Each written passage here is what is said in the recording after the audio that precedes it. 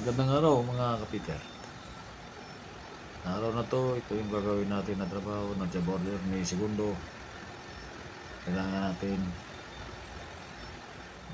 mag-repair ng incinerator cover. Kasi yung bahagi nito, yung iba ay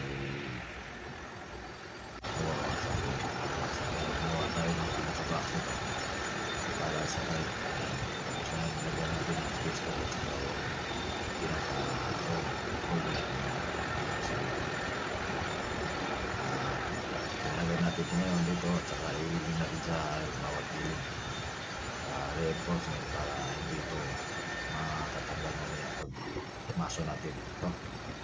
Maso na natin kapiter. Kaya bakit minamaso natin ito? Para sulit dun sa ilalim. Ito yung pibli ko. Ano to, yung tinatawag na heat resistant na simento to, pang incinerator, pwede yung pang boiler na gamit na simento.